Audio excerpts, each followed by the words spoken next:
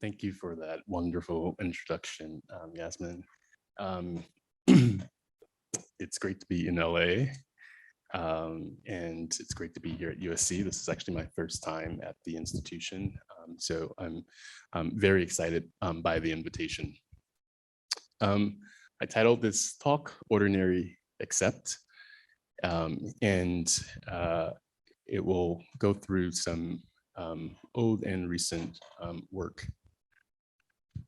So within the discipline of architecture, the ordinary can be described as a concretization of aspects of the world around it, from the specificity of a building code to the macroeconomic forces that shape our everyday lives. Engaging with the ordinary can be a way of coming to terms with the world around us, with society, with urban patterns, with the local community through a built artifact.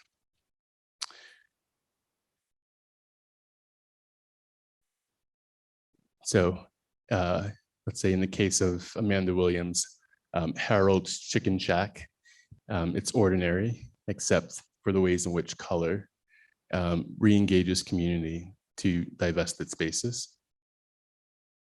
Or in Carrie James Marshall's School of Beauty, School of Culture, the ways in which simultaneous programs collide in one space.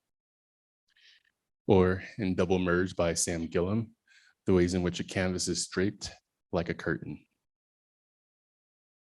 Ordinary, except. Exceptions, on the other hand, draw attentions to the norms that we often take for granted in practice and embodied experience. The ordinary except is a nuanced approach to the studio, working through building typologies and how they serve as spaces to reflect on questions of closeness, nearness, togetherness, solitude, and memory. Each project interrelates abstractions of form with the social content of building. We work at many different scales and sites, from pavilions to single-family dwellings, multifamily dwellings, and collective housing. And we are able to arrive at these proposals through what I call rehearsals in form, sometimes independent of content, or sometimes the ways in which form is problematized through content, such as a program, a site, a material assembly, or a building typology. These rehearsals allow the practice to explore the ways in which form is legible and precise, or how it might operate more ambiguously, putting the ordinary and exception into a productive friction. These, I hope, often invite closer readings of architecture and alternative design proposals. So the first project I'll share with you tonight is the Folly Pavilion. This was a proposal for an RFP here in LA, actually, for materials and methods that we did not win, but we continue to develop in our spare time. The competition asked for architects to kind of look at the ways in which material and construction practices would inform the design and building culture. And we were very much interested in the way and the way in which standard wood frame construction engages questions of curvature. And so being in New England, often seeing these forms of turrets or cylindrical bay windows, we were very much interested in how standard discretized elements of 2x framing and plywood sheathing produced a smooth and continuous geometry. And we decided to play with a very simple idea, a pavilion that could accommodate and house multiple programs, be somewhat open-ended. And we decided to, let's say, inscribe a circle inside of a square and slowly distort or deform it so that somehow the spatial character on the inside was a combination of, let's say, forms that are axial versus forms that are rotational. So the pavilion is comprised of, let's say, 4 pinwheeling walls, and the subtle torque of the organizational scheme allows for two of the openings to be kind of self-similar, and then two to be quite different. You can notice the one on the right is at the scale of a door, where other ones frame the site and landscape in particular ways. Kind of off center of the interior is a large reflecting pool that we thought could be covered occasionally to become a stage. And trying to think through the plan of the myriad ways in which the pavilion could be engaged, either as a space of reflection or as a space of collective gathering.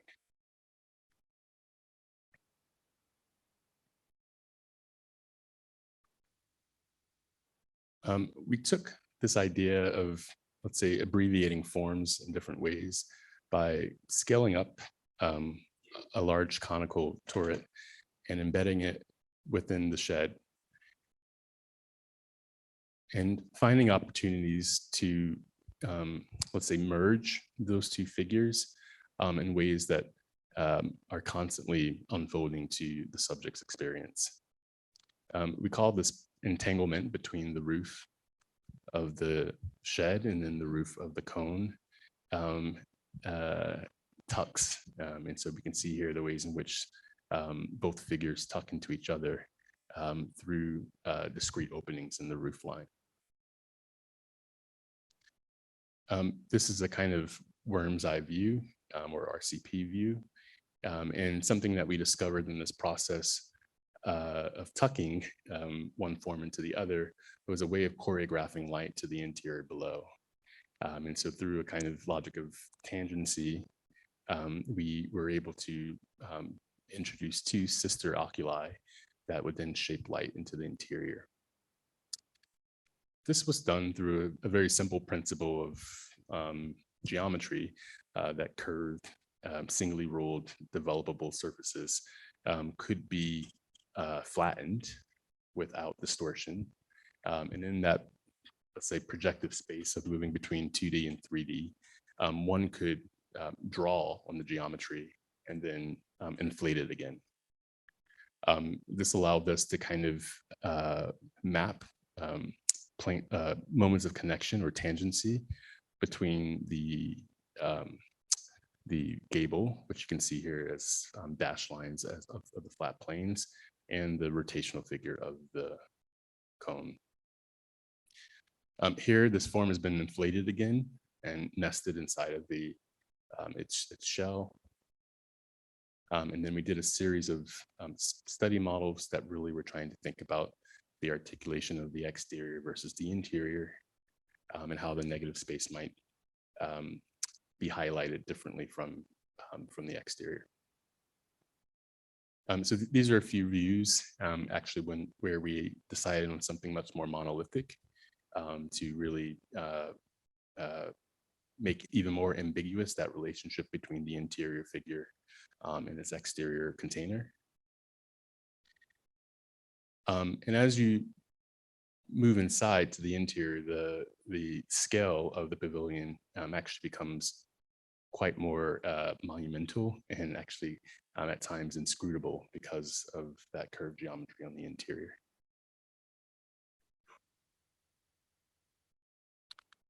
And this is a moment where we can see, how those figures come together, but also how they produce a way that brings light into the interior through the gable tuck. The next project, kind of moving up in scale, is called the Double Dutch ADU. This was a part of a group exhibition between critics at the GSD and critics at UC Berkeley, put on by Michelle Chang and Rudabeh Pakraven. And it was really about using the economics of building assembly as a groundwork for experimentation, but also thinking about the ways in which we might be able to densify our housing stock through the idea of the ADU.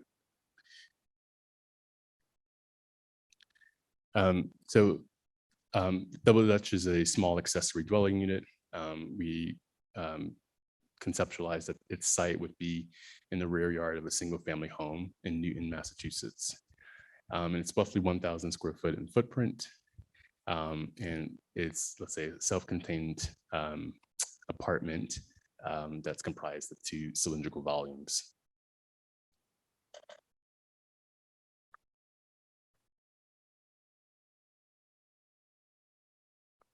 We were really interested in the concept of doubling in difference and really trying to allow the ADU to feel like 2 rooms rather than a miniature building. And inside the ADU, it offers 2 distinct spaces for living and repose, whereas the larger cylinder houses living, dining, and cooking space. The smaller cylinder consists of sleeping, bathing, and storage spaces. Internally, the underlay of this composition is these 2 circles that are touching tangentially, but that relationship gets complicated through the introduction of 2 gable roofs that intersect. So this is the plan. We were really interested in kind of entangling these 2 geometries to produce a large and small space, but spaces of continuity versus spaces that are deliberately broken between the public and private areas. You have a series of kind of smaller porches that occupy the edges. Number 1 being the kind of entry and foyer. There's a small closet, the living and dining spaces, and then the bedroom and bathroom.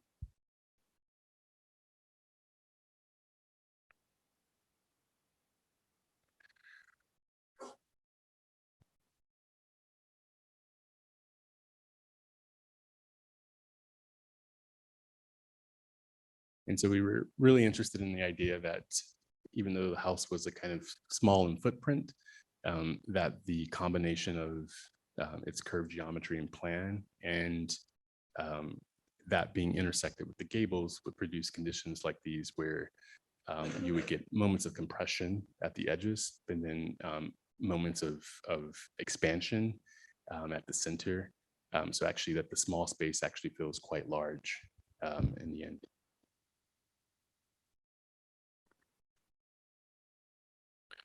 We further play with scale by thinking about using a uniform size square window that sometimes is kind of coincident with the wall and then sometimes becomes a kind of figure unto itself that departs from the wall.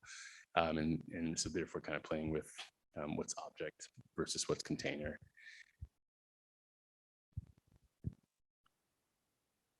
The next project is called the Bronzeville Brownstone.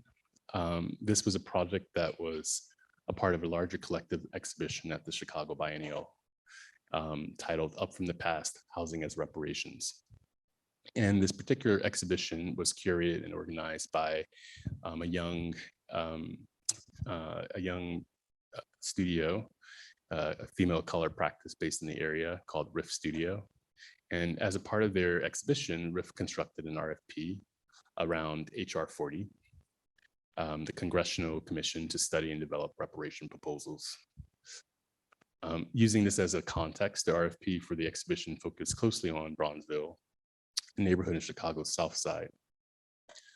This area was once a vibrant African-American community that became a casualty to institutional expansion of IIT's campus. As such, many residents were displaced, and this radically altered the culture of the area, and the effects of this can actually be seen today. So the creation of the RFP and its collective proposals were intended to, let's say, 1, serve as a model for how private institutions and public agencies might confront their role in perpetuating systemic racism, but also using this form of speculation to illustrate a model of restorative compensation and encourage support for the passing of HR 40. They also wanted to kind of broaden the conversation of how widespread reparations might be addressed so that, African Americans aren't monolithic, but there might be many different ways and approaches that reparations can take place. It could be place-based. And then also a critique of the discipline's inclination towards big plans. The curators really thought that this could be executed as one row house at a time.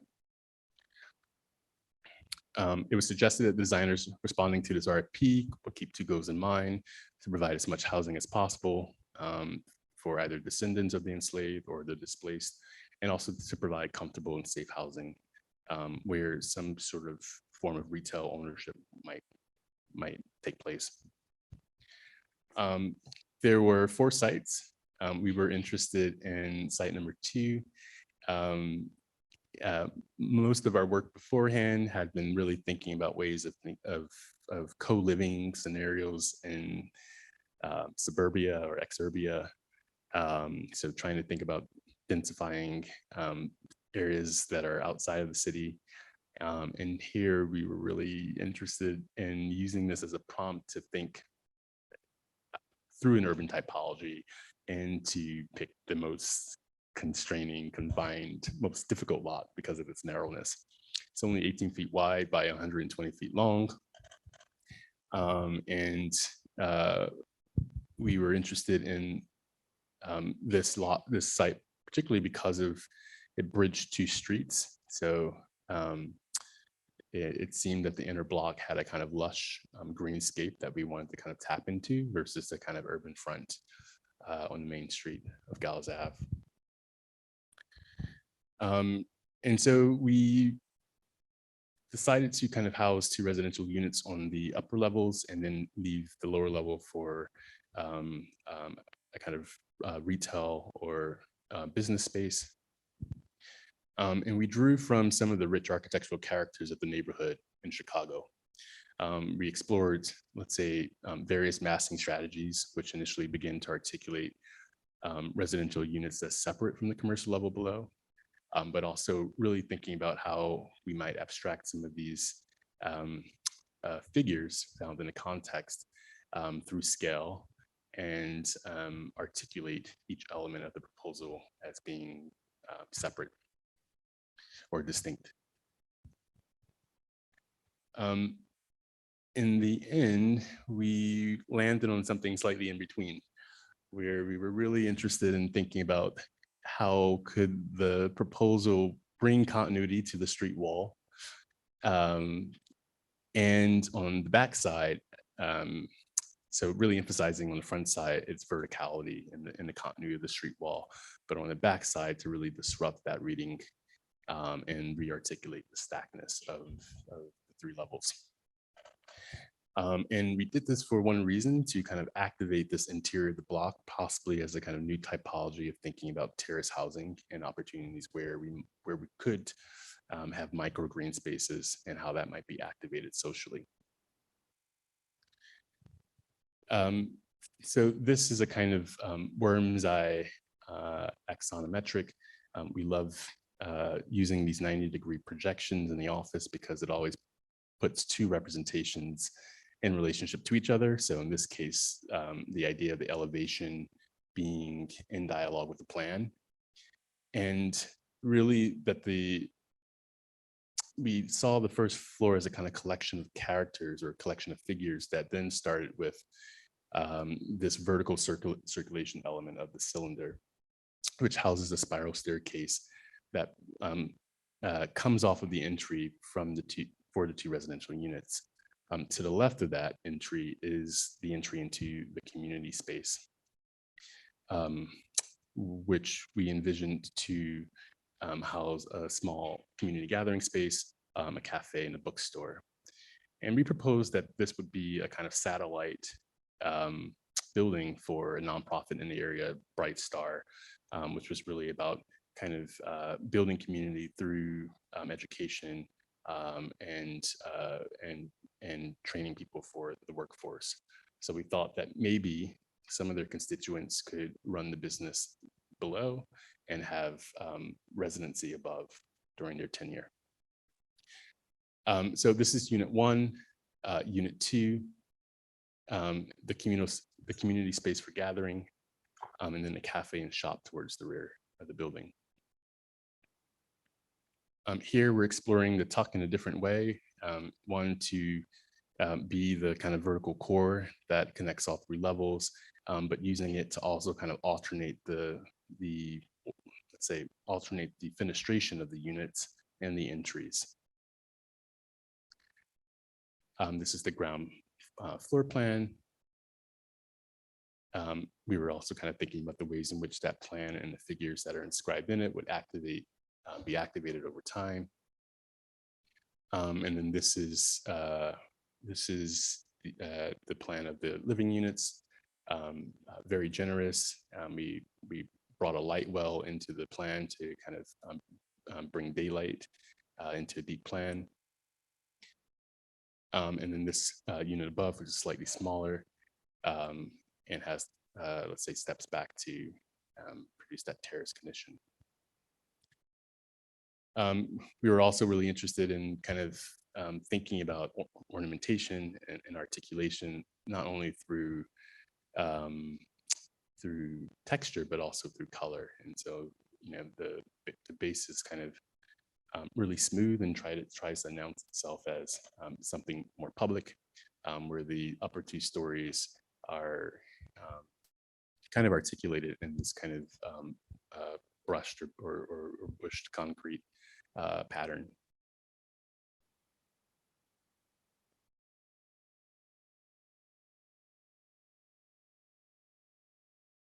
And so here we see to the right the entry to the residence, and then to the left the entry into the communal gathering space and cafe. This is an interior view of that flex space. And this is looking from the rear yard into the cafe. And then the facade on the rear.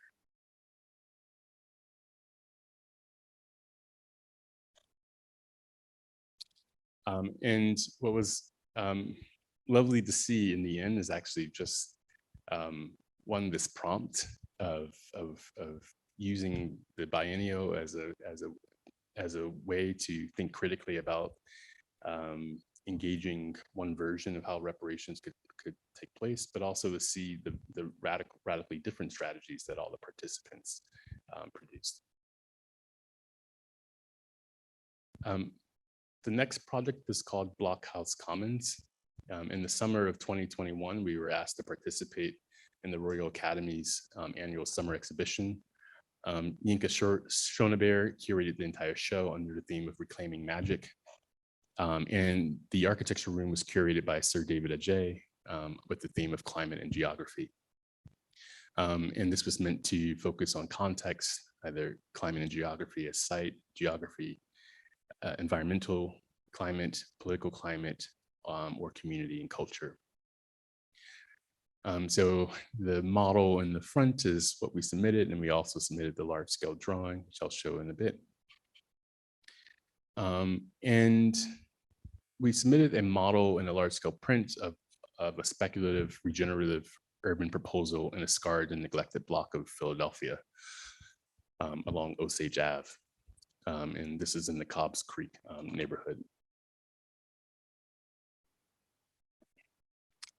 The site was once a vibrant Black middle-class neighborhood and also the former home to the controversial Black liberation group MOVE.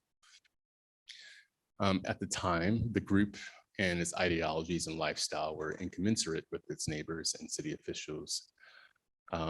Yet they valued forms of collectivity, education, and alternative ways of relating to the city and landscape, and very much anti-establishment. City officials eventually bombed the city block that housed MOVE in 1985. And this shocking act was a kind of culmination of years of tension between the group, the city, and the nearby middle-class residents. And as a consequence, 3 rows of housing were razed to the ground, displacing many long-term residents. And so we kind of entered into this project as a form of speculating on, let's say, an alternative way of reimagining the site after this spatial trauma. This was the site after the bombing. It was eventually cleared and voided out. In some ways, we kind of conceptualize our project beginning here. And so we were also really interested, we collaborated with the structural engineering firm AKT2 to one, think about this relationship between climate, housing, and a site that has dealt with a kind of spatial injustice. And then we were looking at the correlations between, let's say, economics or wealth and landscape in the city, and how that affected climate zones in certain neighborhoods. So obviously, neighborhoods that have more wealth and more green space are significantly cooler than neighborhoods that do not, and are really defined by pavement and concrete.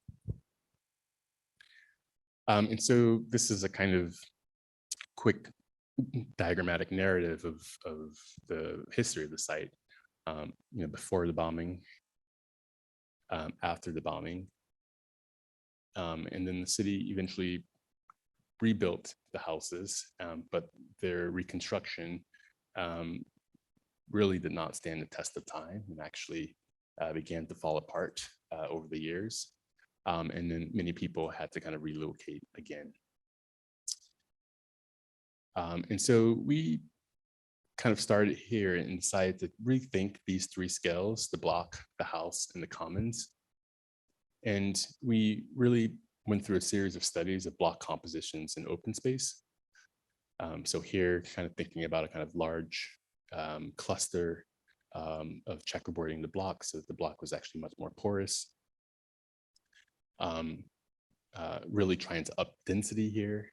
I would say all these studies were trying to kind of meet the minimum and then try to add some.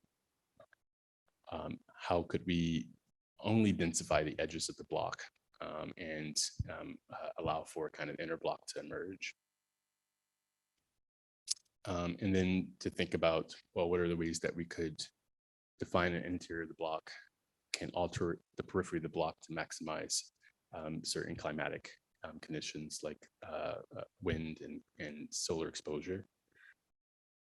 And then how could we knit these two sides together through the idea of the commons?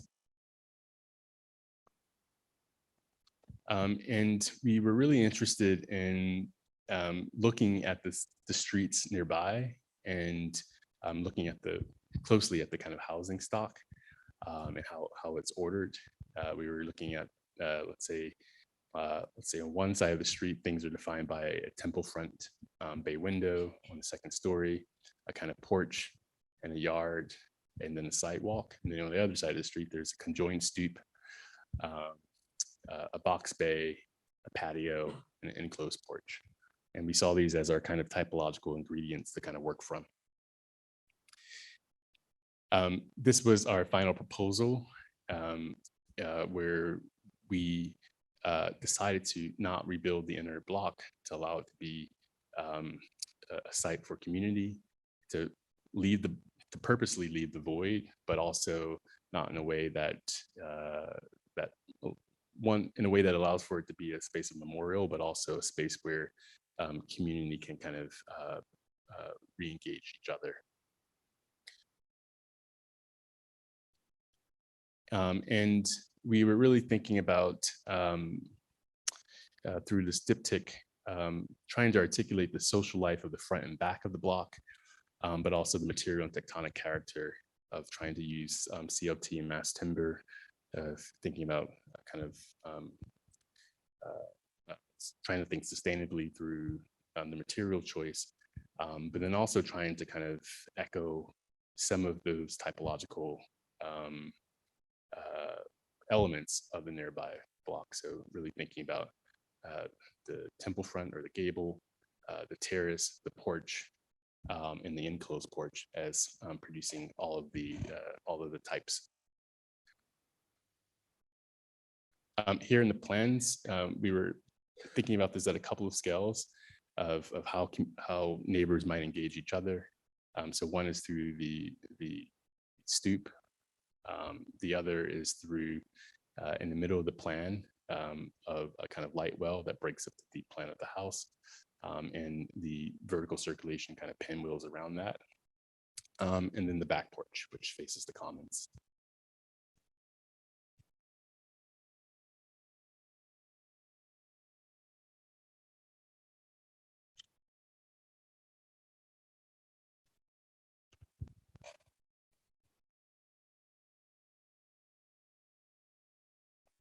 And then we are very much interested in trying to bring a kind of, let's say, warmth and tactility to the block and the street wall. We were really thought it was important to use color and to kind of and texture in a way that played with scale again, but also allowed for those that live there to really kind of appreciate the material quality of using CLT in this way.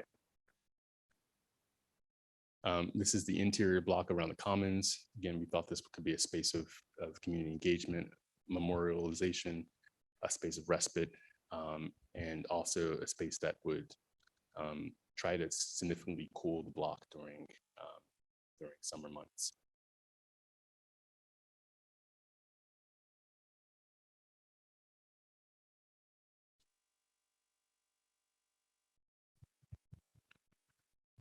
The next project is called the Tall House. This is a 3-story home located in Oakland, California. It's identifiable as an exaggerated slanted roof, clad in a uniform corrugated steel metal.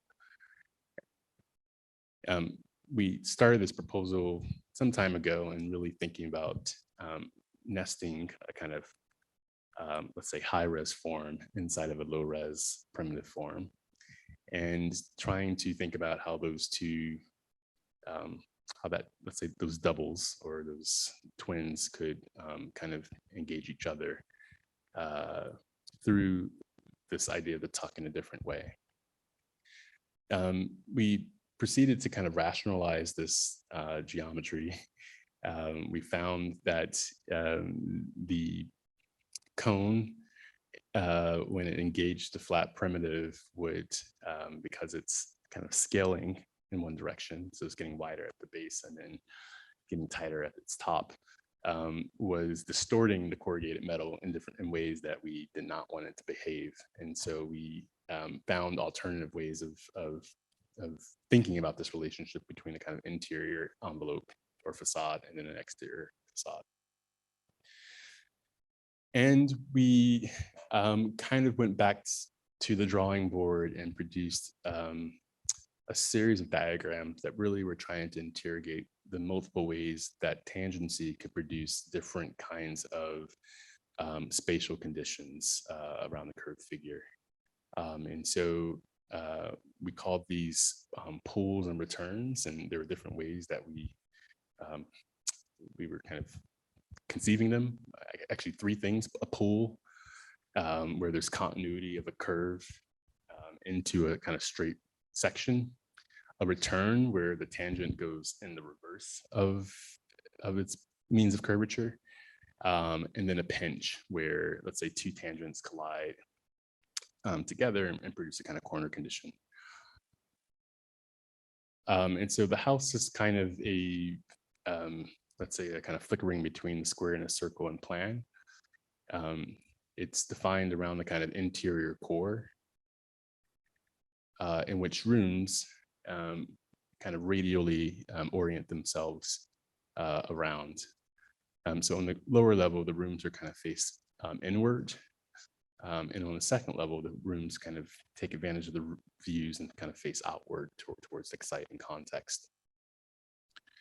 And then the third level houses a kind of roof deck with the opening that allows for, that kind of compensates for not having a porch or a large porch. And this is all kind of cladded or veiled in this exterior skin.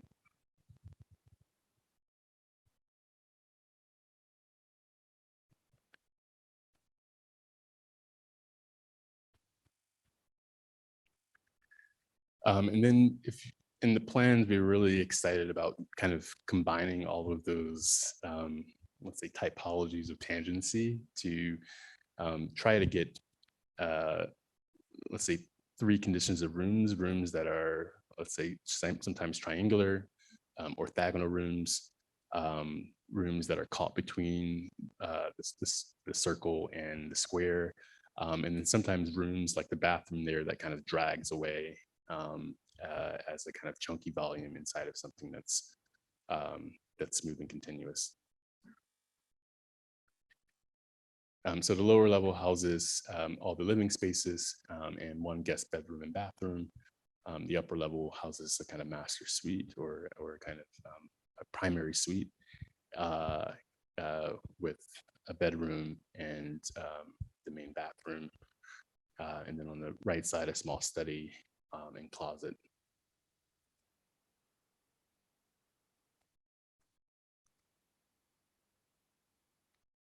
And so we've been really interested in lately in the ways in which the roof plan engages the plan in a dramatic way that, let's say, the roof is so overscaled or so gross in some way that it passes off as being a facade itself.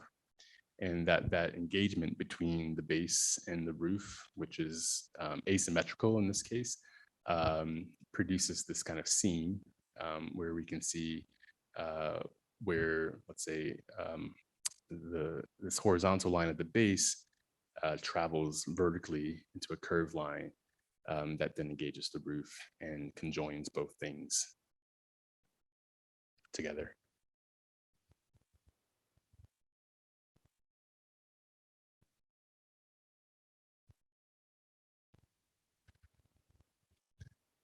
So there's a kind of sense of verticality in the house that even though you might be in the edges of when you're in the edges of the house, that things are quite private, but when you're in the center or overlooking the center, things feel very connected in ways that you might not typically experience in a residence.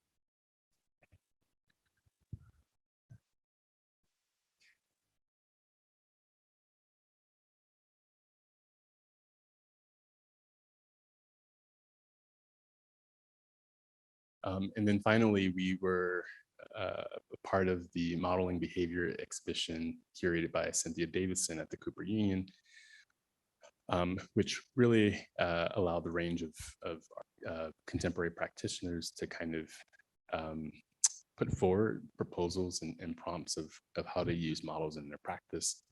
We've been well known for both our physical models and our digital models, and what we call the Tableau model, which allows us to kind of pull apart some of the complexities of our forms into these portraits to kind of really tell a story through the digital rendering.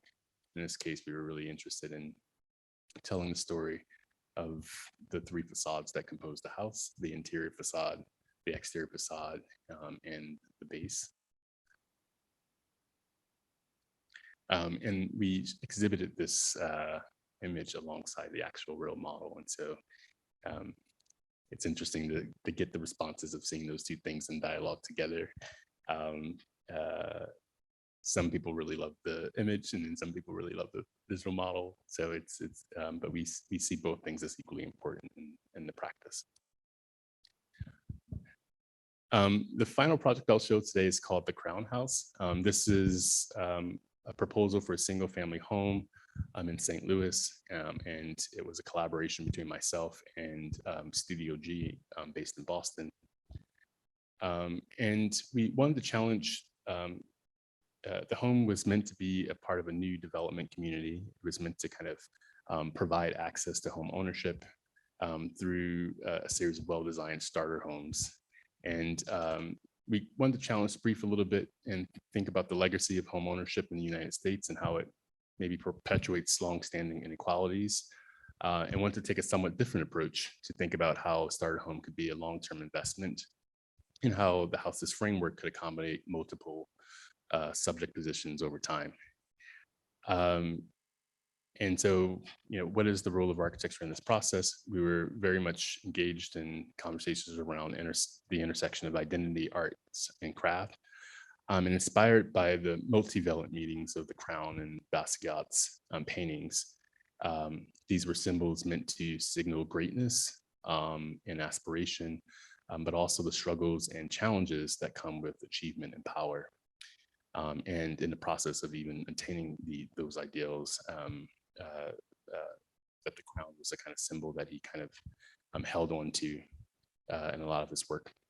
And we were interested in also his visual language of affirming fusion, mixing, and improvising through symbol and figure. So we were very much inspired by this and interested in superimposing and hybridizing two traditional roof forms in the framework of a single house. And so on the long elevation, you see a kind of shed roof or sawtooth shed roof, and on the short elevation, you see a traditional gable. And so peaks are arranged in a kind of symmetrical or serial arrangement in the long elevation, but it's quite iconic and figural in the short elevation. We were also looking at domestic typologies like the triple decker in Boston or the shotgun house in, let's say, the American South, and how each expanded access to home ownership by increasing density and reconceiving the physical and social envelope of the nuclear family. But we were also really interested in the idea of our contemporary moment of thinking about how we might live and work together in new ways. And so the rooms of the Crown House and plan are quite small in footprint, but the section is kind of excessive through this superimposition of the two roof types. So we thought that its plan could be kind of reconfigurable and on one hand allow for individual access to each bedroom, but that the type could offer, or this kind of hybrid type could offer a kind of mutable framework for different kinds of subject positions. So we tested it through a series of images and also plans where we're thinking about it as a space where the production of work and living coincide or maker as a kind of normative single family residence. And then finally, where it could accommodate a kind of chosen family scenario.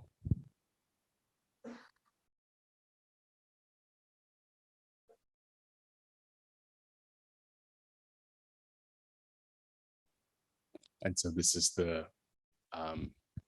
image, let's say, where we're trying to kind of convey an artist whose work and life are kind of entangled and intermixed, and really is kind of trying to capitalize on a vertical section of the house to bring light into the interior,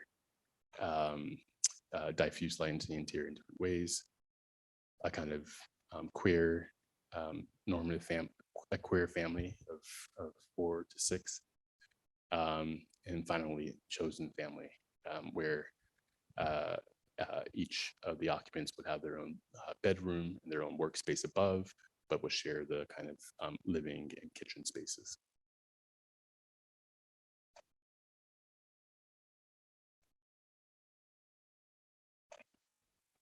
And then we thought it was really important to kind of, as a kind of homage to our inspiration, to kind of place the model in relationship to, as a whole, in relationship to its parts, but also in the context of Basquiat's studio. So with that, thank you for allowing me to share my work with you.